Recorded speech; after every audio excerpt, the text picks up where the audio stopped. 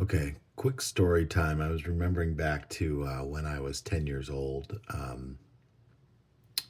Oh, absolutely a heart wrenching story. But when I was 10 years old, and I'm 54 now, about to turn 55, so this is around 1981. I was 10 years old. I was at school. I had to finish a book report, so I went into the library. And as I was walking through the library, I noticed there was a girl with her head on a stack of books, and she was crying and she was very upset. And none of the teachers or librarians were paying any attention, so I went over and asked her if I could help. I asked her if there was something was wrong. She lifted her head up and she was crying so hard she could barely talk, but she told me that her dream was to one day fly an airplane.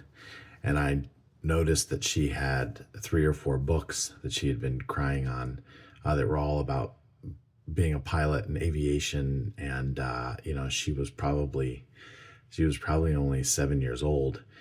And she said her dream was to be a pilot. And as a matter of fact, she had just told this dream to the librarian, who happened to be a man.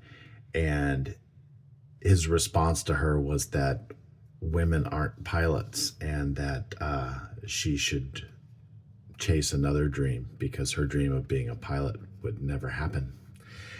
And that upset her. And that's when I found her, and she was crying. And my response to that, and I don't know why this carried so much weight, but I knew later that it did. My response to that was that she didn't need permission from this man to chase her dreams. I told her she was free to chase any of her dreams, and that if she wanted to be a pilot and she put her mind to it, that she could do it.